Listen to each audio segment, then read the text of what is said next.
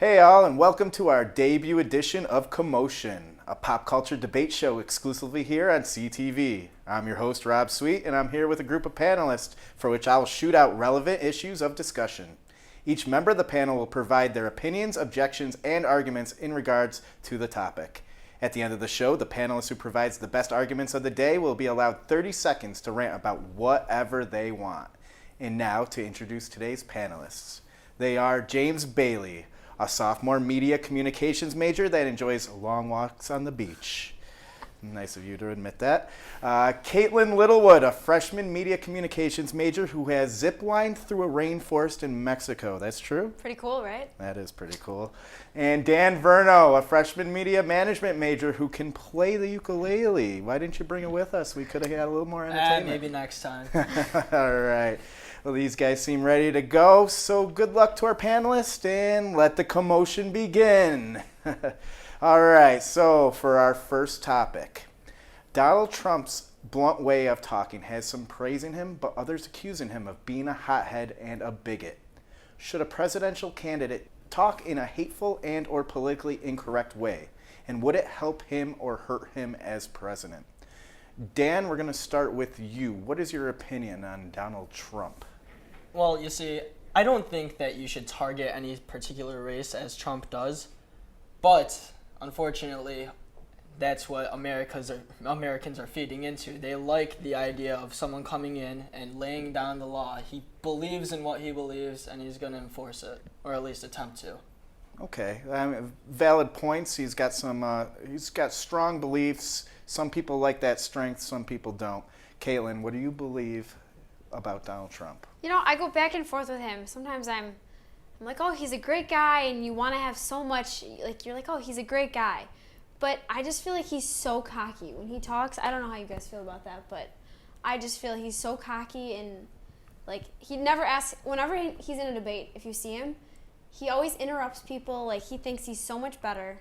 I don't know. So he's undoubtedly charismatic, but maybe overly charismatic. Just a little bit, yeah. Yeah. James, what do you think? Well, you know, I was raised in a pretty strong conservative Republican family. And so, you know, looking at the good of the party, I don't think that it's going to be best if he wins the nomination. However, I think if you look at a lot of the things that he says as a whole, I don't think that obviously if you take them out of Trump, you know, language and put it down into the language of a normal candidate would say, I think that he has a lot of good points. You know, obviously you can't say the stuff about race that he says, and I think that's going to hurt him ultimately.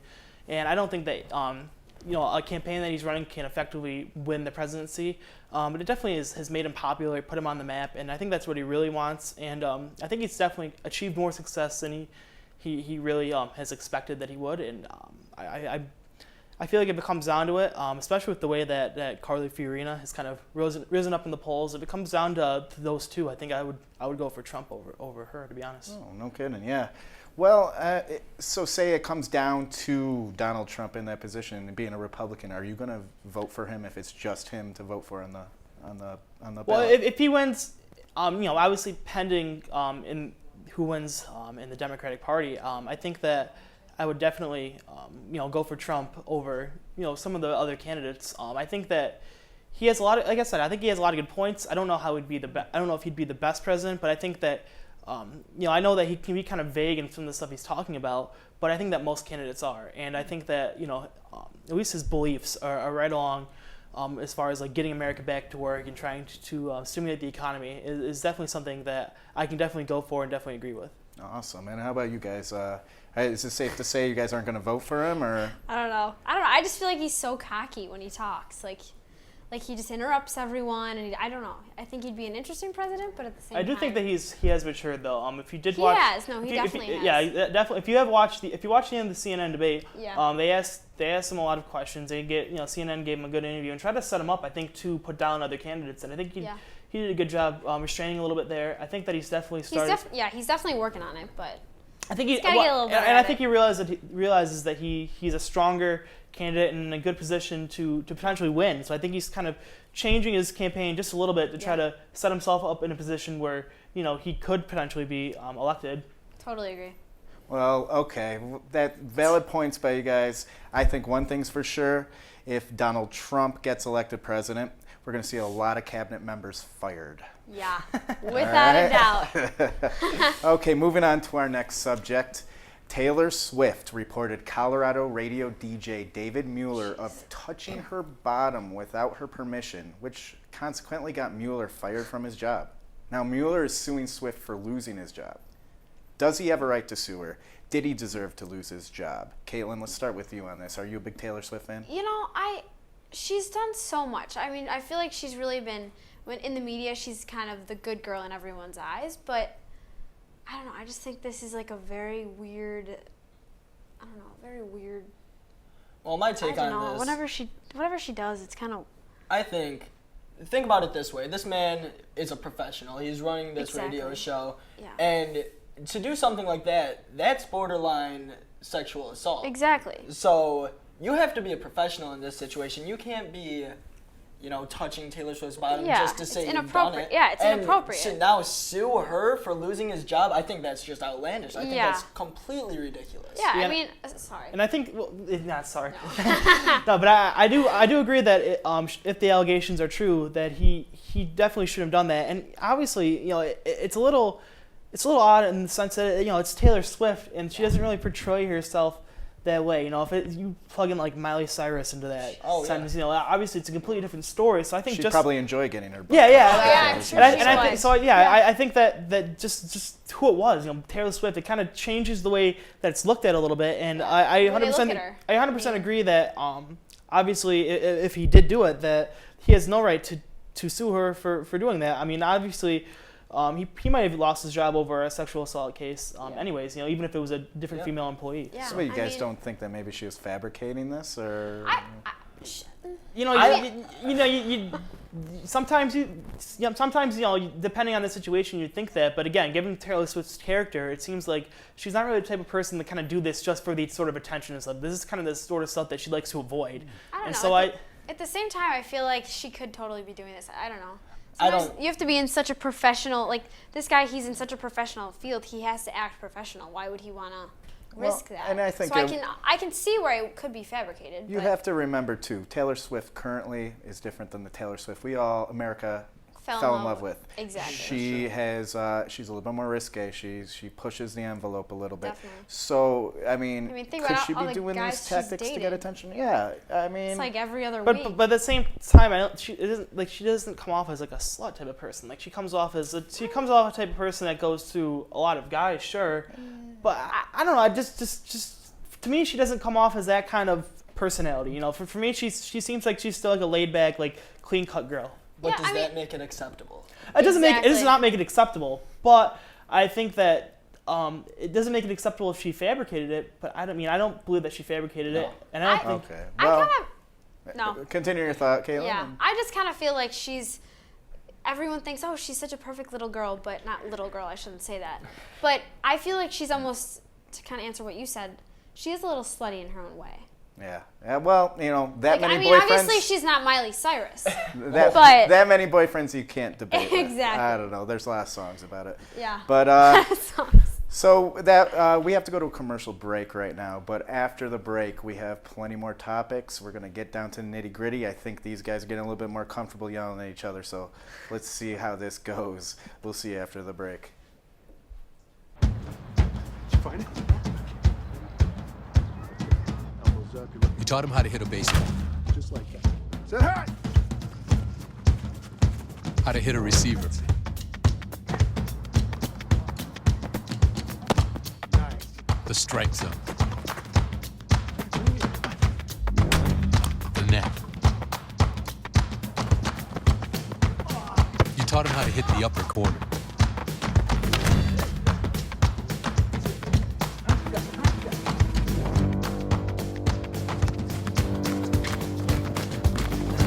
You even taught him how to hit the open man. But how much time have you spent teaching him what not to hit?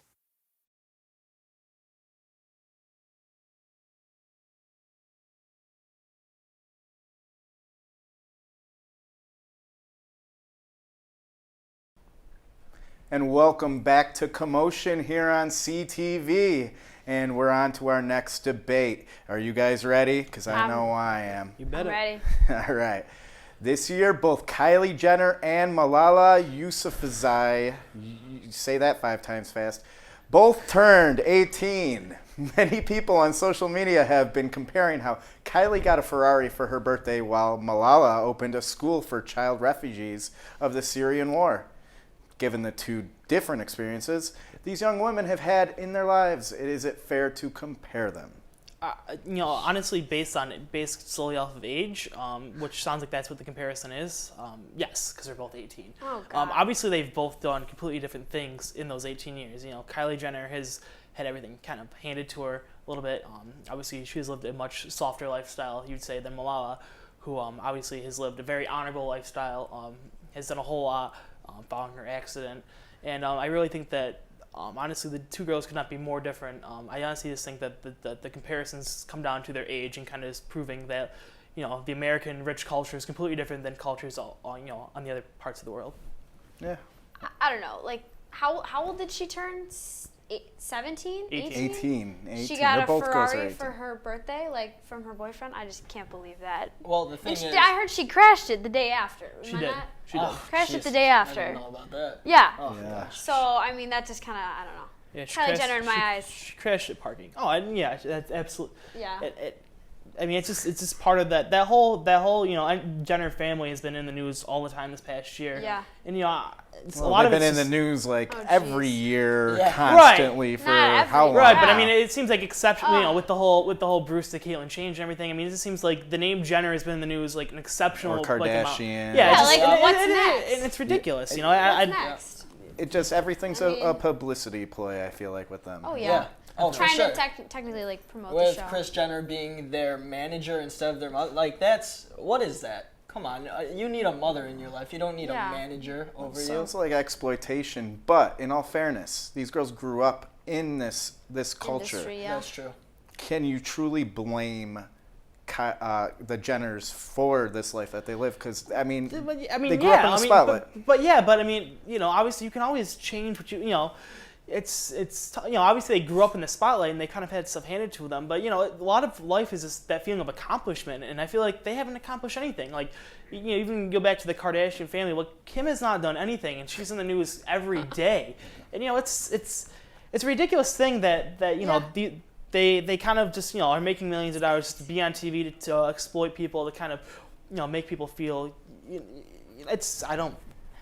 Well, And they're okay. always It's like, "Oh, mind-boggling. my life is so hard. I have photo shoots all the time." Like, come on. The thing is, they have all this money, but they don't do anything great. Yeah. Right. Where's Like, the when do you donating hear to that? charities? Yeah, I was Exactly. just gonna say that. When do you hear that they donated to a charity? Alright. Never.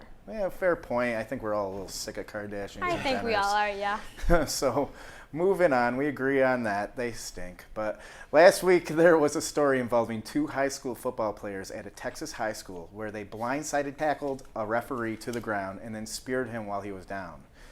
The students have been suspended, but they also claim the ref uttered several racial slurs directed at them throughout the game. It is also reported that the coach told the students to tackle the ref. Should the students be held responsible for their actions and be punished, or does the blame fall on the coach?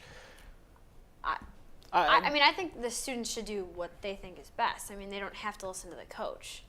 And I also feel like the whole racial slur thing, like, I mean, where's the proof? Does it get in? Does I mean, Yeah. that's the I thing. think If you need actual proof. You need a background check. If you look back a couple of years ago, a somewhat similar thing as far as racial slurs happened in college basketball, where Oklahoma State player Marcus Smart, going after a play, went into the crowd, ran into a fan, and he went on to shove the fan. He got suspended a few games, and he claimed that the fan uttered racial slurs, and nothing could be proven that he did, and the suspension got upheld. I think it's one of those cases where the players made a dumb mistake, and they're trying to cover it up. And so it's an easy scapegoat. You're saying. Yeah. From my perspective, that's what I feel, and you don't want to say that. And obviously, they could be telling the truth. But the original story came out that they But disagreed. if they were telling the truth, does it give them a right to No, I don't physically think. harm No, someone? definitely not not. at all. I mean, that's something that you have to take, responsibly and handle it verbally, handle it maybe, after the game, and especially even if it did happen, I don't think it gives the coaches the right to say that they can do that. The coaches obviously in the situation are the adults. That's just wrong. Like, you don't say that. I mean, do you guys think if the ref did that though, should he be punished as well? Oh, definitely. For sure. And Definitely. does it lessen? But again, it all comes back to it's a high school football game. There's no microphones on the field to prove anything. Right. Yeah, like, how do you know that he definitely said anything? I mean, they could totally just be making that up. They could for be all making you know. it up, but if they're making it up, still, you don't tackle the referee. You wait until the game's over, then you bring it up with a higher power. Well, You not just tackle. That first one tackled him from behind. Yeah. But he was down on the ground. That second one just drove that right in. These guys aren't protected. I remember I was playing a game. I played football in high school, and there's a situation where an interception was made. You make a quick turn, and I took out a ref, and the ref was like almost knocked out. It's just like one of those things. And that was unintentional. And that was unintentional, yeah. But I mean, it's one of those things where you're completely padded and covered, and you got all this hard equipment on, and they're completely vulnerable. So it's not a good situation at all. I think that both sides should be a little embarrassed, and I think that both sides should just try to look to move on from it. Yeah, like, come on, it's high school football. But it's Texas high school football. If Yeah, there's that's truth true, to the I racial guess. slur, Texas, everything, go big or go home, right? Well, I think in this day and age, it's 2015. Why are people still making racial slurs? I think that's I what it know, all like, comes come down on. to. Like, the climate of this country is definitely changing and heating up and reverting back to the way it was. I just think we need to get past all this racial BS. for sure. Yeah, I feel like For that's sure. And learn to be Americans. We're all Americans. We're all all in citizens. this together. Honor Exactly. thy neighbor. We're all in this together. And don't cry over a bad call. You got a flag? Too bad. So, all right, we're going to go on to our next subject. Kim Davis, Rowan County clerk in Kentucky, has refused to issue marriage licenses to gay couples based on her religious beliefs. However, she has also been married 4 times. Should she be able to base her stance on her religious beliefs considering the number of times she has been divorced and remarried, which also compromises those beliefs? Yeah, no, not at all. What's the sanctity of marriage mean to her? I think she's just using her religious beliefs as a way to maybe get what her beliefs are across. You know what I mean by that? She has a problem with homosexual people, and so she's using her power and using religion as her means of enforcing her power. Using it as a platform. It's almost the same thing as I don't know if you guys if you heard about that, but the Hobby Lobby thing and them handing out what are they? What's the Hobby Lobby? It's a store. It's a store, and I guess it's Yeah, Christian based, so they wanted to keep everything. I also remember that story. I honestly, you'd wish this wouldn't be a thing anymore. Honestly, as a Republican, I know that most of the people in the party didn't believe in gay marriage, and I for one do. I think that's a dumb thing to oppose. And I honestly thought that it was a great thing that it did pass because one, it's not going to affect the debates anymore, but two, I think that it's definitely something that they should have the right to do. And honestly, I think that it's a law. I mean, I don't think that someone has the right based on religious belief. If you really dissect the Bible, it's not really. Obviously, it says some stuff against gay people, but it says a lot of stuff against everything. I mean, everything was different then. And if you wanna base everything on the Bible, I mean, there's some people that are gonna do that, but I think that you can't be pushing what you think your beliefs are onto someone else. I know there's religious freedom, but that should go both ways to where maybe your religion doesn't believe in something, but if someone else's does, then I think you have to respect that. Well, I mean, can't base it off. the Bible, every religious scripture is really just redacted into human understanding. Right. That's true. We like to perceive our own beliefs onto that, and sometimes that's not even what the message was. Totally. Yeah, I mean, and it's. I mean, doesn't it come down to every religion's about love, and that's the message is love. So where are all these messages of hate? How do they get sprinkled in? I think it just comes down. I mean, people are probably uncomfortable with gay marriage, and that's somewhat understandable given that it's just something that's kind of new to our culture. But at the same time, I mean, people need to be more, I think, open to change. But is it really Accepting. new? Because I mean, cities I'm like not San saying- Francisco have had the culture for a Right, while. but I'm not- just I'm 'cause not the saying- laws are new. I'm not saying, but this is Kentucky, and obviously, I don't want to blame stuff on the Yeah, South, it but sounds it's south. a different, Good it's just a different culture there even than other places Yeah. in the country. So I just think that it's something that makes people. It probably made her uncomfortable, and she's trying to justify her beliefs, and I believe it's a wrong belief. And I believe that she should definitely be giving out the licenses. Well, yeah, that's one thing's for sure. It's Kentucky, and that's a whole nother world. So, but we got to go to another commercial break. We'll be back after the break to discuss a few more issues. And I feel like the gloves are coming off with these guys, so stay tuned. We'll be back. Hi, may I please have an application? Thank you.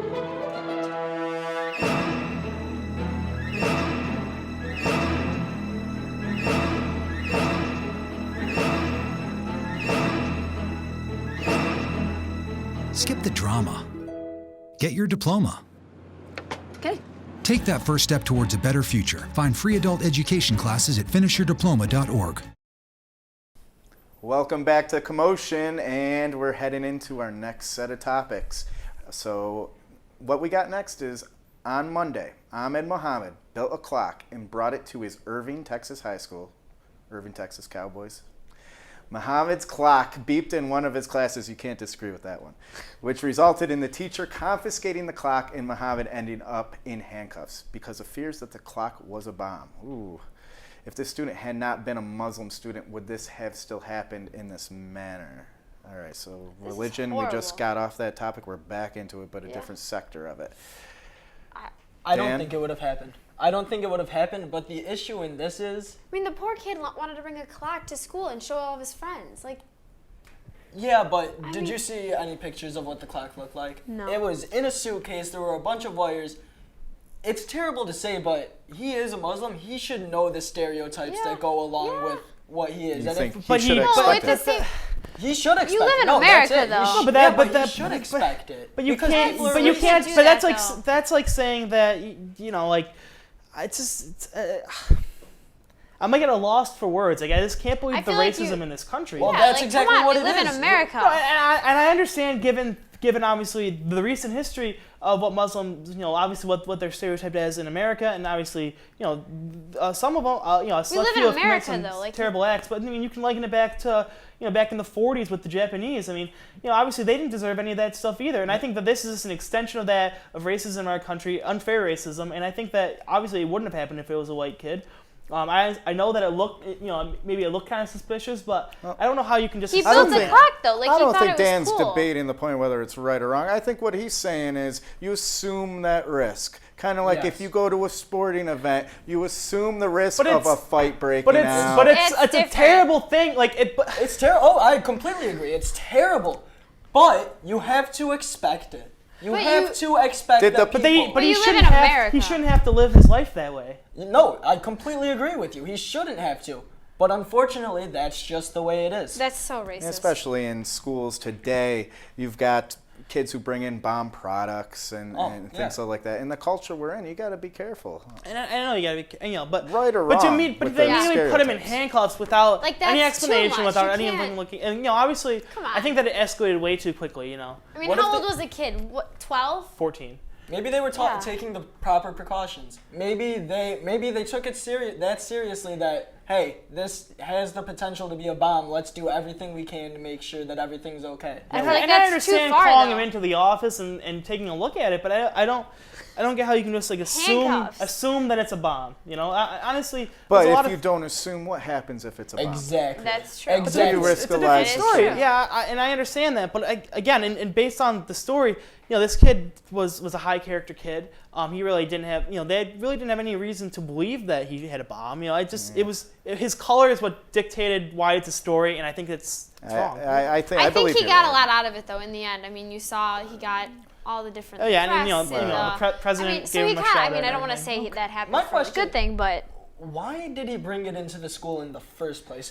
He wanted to show his teacher and his He's a 14-year-old friends. that built a clock. He you thought know, it was basically cool. from The poor scratch, kid you wanted know, to and just then- see it. Maybe it had a Mickey Mouse on it and he thought it was kind of cool. Yeah. I don't know. Yeah. Well, one thing's for sure. If it had a red and a blue wire on it, snip the red, because I think movies have taught us, maybe the show 24 has taught us that'll take care of it. So, all right, moving on. Earlier this week on The View, two co-hosts Joy Behar and Michelle Collins made some controversial jokes about nurses when talking about Miss America contestant Kelly Johnson, who is a nurse and discussed her job in her monologue. As a result, there has been significant outrage from the nursing community, and The View has lost some of its sponsorships. Is this an excessive reaction to a joke made on a daytime talk show, or do nurses in America as a whole have a right to be outraged? I mean, I don't know why this is relevant, because first of all, Well, anything on The View is relevant, it right? includes Yeah, it clearly, includes right? The View and it includes the Miss America pageant, which it's 2015. I don't know why both of these are still around. Well, the swimsuit competition keeps the Miss America around, so. But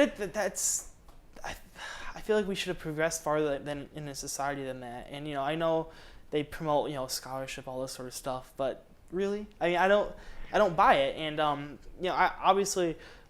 think that if we're gonna go on what Dan said, if you're Muslim and bring something that looks like a bomb to school, assume that given what you see in a lot of television stations, if you're gonna say something dumb about a group of people, assume some backlash, and that's exactly what they got. Yeah. And I mean, I don't know what the context of making fun of the nurses was, but obviously, if you're just making fun of nurses because she's in the Miss America pageant, I don't think that's I feel like they took quite it too fair. far. Well, that's the thing. Yeah. What happened? It all happened in about 7 seconds. Yeah. They brought her on screen, and there was a joke made about the stethoscope that was around her neck. They're saying, "Oh, why is she wearing a stethoscope? That's for doctors." Well, that's one of the main comments that got the outrage sparked. And the question is if pulling sponsorships is overdoing it. And honestly, I think it may have been. Because But it depends on I think obviously that can be interpreted, and I think it's odd on a show like The View. It can be interpreted as kind of sexism in a way, though, A little bit. that they're Yeah. saying that's what the doctor should be wearing, which you can make the inference. Sexism. What? There's no such thing as a male nurse. No, but there is. There's but so many she was male nurses. Are But you it kidding? can definitely be interpreted that way, No. and I think that in the sponsors' view. I mean, There's come on. so many male nurses out there. I know that. come on. And there you are. just offended a subculture, and they were growing. Yeah. They were growing. You probably just disheartened a lot of He men just from killed becoming it. nurses. We're at St. John Fisher College, Wegman School of There's Nursing. so many male But nurses there. I know, Have you seen them? I know people that are going for nursing at this Yeah. school. I'm not discounting that, but the whole thing was about a woman. I mean, it was the Miss America pageant, and that's my point. Yeah, Yeah. it's true. I mean, and I'm saying, and stereotypically, the woman is the nurse, and they're talking about the doctor. no. That's yeah, absolutely. Even statistically, still 90% of nurses are women. So if you look at it like Is that, that an actual statistic? Yeah, you gonna quote that now? It might be. it's pretty close. Actually, Yeah, okay. It is pretty close. I think that it is in the 90% tile. But anyways, Probably. But anyways, I mean, it's I just. just one of those things that if you want to interpret it that way, I think that's probably how those shows interpret it. First of all, and second off, it's The View, and they might have been looking for an out anyway. I think the bottom line here is that the comments were in bad taste, and that you have to know. From The View, really? Oh. The View's never bad taste. You're right. But these people, they should know how their words are going to Yeah, I mean affect. they're on national National TV. They TV. should know what they're talking about. Yeah. You know what I mean? I'm just surprised that they don't lose more stuff like that sooner. I mean, it's like you say, there's a lot of. It's not like this is the first time The View's been in the news for Yeah. something bad.